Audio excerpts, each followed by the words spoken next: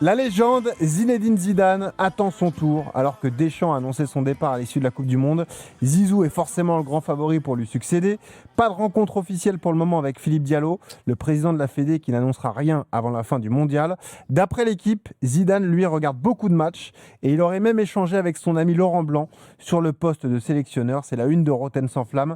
Est-ce que l'ombre de Zidane va peser sur Didier Deschamps, 32-16, pour participer avec nous? Jérôme. Oh ben on est sauvé. S'il a échangé avec Laurent Blanc déjà, bravo, ça y est, c'est bon, ça fera un grand sélectionneur. Non, mais blague à part, tout le monde sait.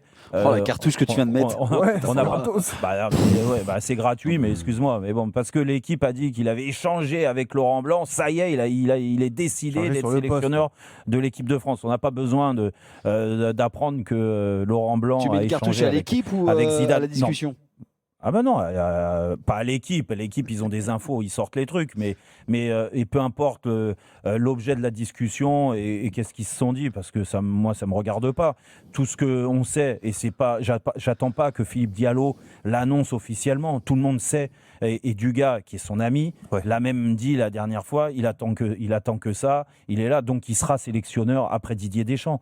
Donc après, c'est juste une question de signature et de contrat, mais ça va se faire. Sinon, il aurait pris un club avant. J'imagine qu'il a encore eu des sollicitations, que s'il n'est pas parti dans un club là depuis X mois, c'est parce que, dans un sens, il a appris que Didier Deschamps, et c'était l'année dernière, un peu moins d'un an, que Didier Deschamps allait lâcher son poste de sélectionneur après la Coupe du Monde. Donc, on sait tous, c'est un secret de polichinelle, que Didier Deschamps, Zinedine Zidane, va être le sélectionneur de l'équipe de France. Oui. Une fois que tu sais ça, oui, mais est-ce que ça va peser sur Deschamps toute cette saison? Une fois que tu sais ça, tu poses sur la table, tu te dis, bon, il va y avoir Zinedine Zidane. Pourquoi Didier Deschamps, il a changé, à votre avis, depuis quelques semaines, depuis quelques mois, on va dire, dans sa construction d'équipe?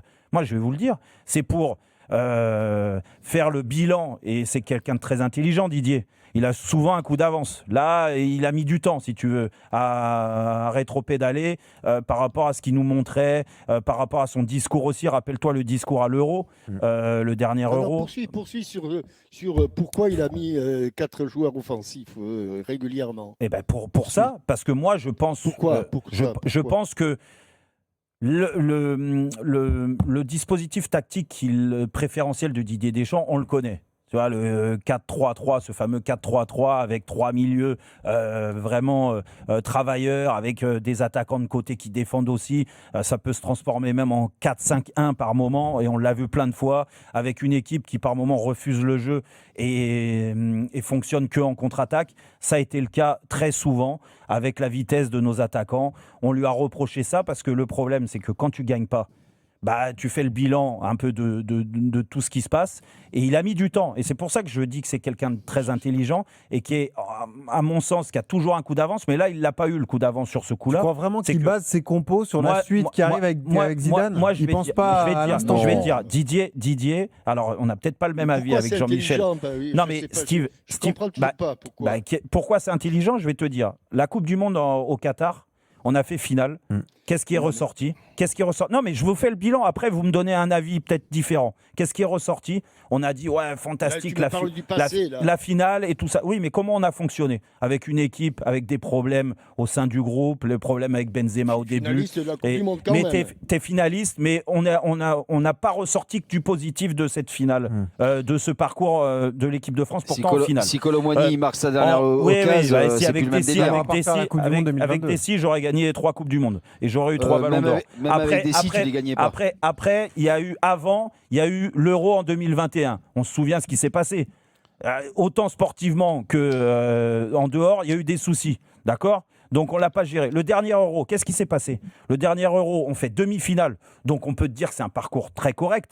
Très correct, demi-finale. Tu n'es pas obligé de gagner toutes les compètes, il n'y a qu'une équipe qui la gagne. Mais qu'est-ce qui est ressorti de cet Euro? Qu'on s'est fait chier sur les matchs, que les joueurs cadres, les joueurs leaders n'étaient pas au rendez-vous, à l'image de Kylian Mbappé, et qu'il y a eu des petits conflits à l'intérieur du groupe. Ça a été ça. Après, il y a eu la retraite de certains anciens qui ont une image très forte en France, l'image de Giroud, de Lloris, de Griezmann, d'accord? Surtout Griezmann dernièrement. Donc Didier, il se dit, mais attends, j'en prends plein la gueule. Tout le monde voulait Zinedine Zidane, je suis resté. Vous savez quoi? Je vais essayer de joindre l'utile à l'agréable, c'est-à-dire que l'utile, les résultats, essayer d'avoir des résultats, mais avec une équipe tournée vers l'offensive un peu plus spectaculaire. Je suis pas du tout d'accord avec toi. Mais t'es pas du tout d'accord, sauf que ça se vérifie. Et pourquoi Didier aujourd'hui, il joue avec 4 joueurs très offensif à chaque fois, alors qu'il n'a jamais été dans ce rôle-là, c'est parce qu'aujourd'hui, déjà, ça lui donne... Avant, il les avait aussi, arrêtez vos bêtises. Non, il les avait aussi. Pas les joueurs. Mais Jérôme, tu es en train complètement, Jérôme. Mais Jérôme, tu dérailles. Peut-être que je déraille.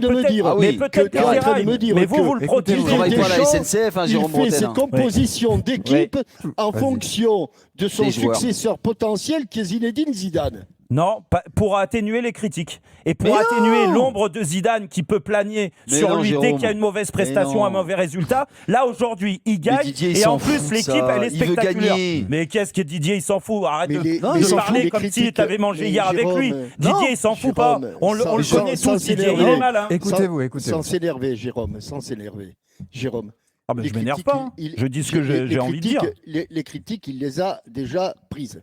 C'est fait, il n'y a pas à revenir là-dessus. C'est vrai, mais il les prend moins en ce moment quand même. Et il en prendra, oui, parce qu'on est dans une phase aujourd'hui de match qualificatif pour la Coupe du Monde et que le groupe dans lequel se trouve la France n'est pas, sur le plan sportif, c'est pas insurmontable pour se qualifier.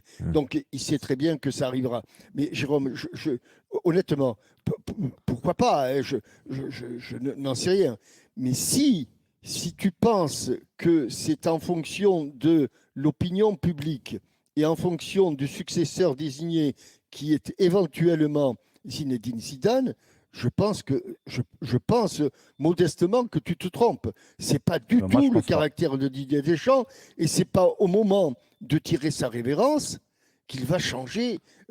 Alors pourquoi il a changé alors ? Parce que c'est un pragmatique. Non, mais allez-y, dites-moi pourquoi il a changé. Parce qu'il a les joueurs aujourd'hui ?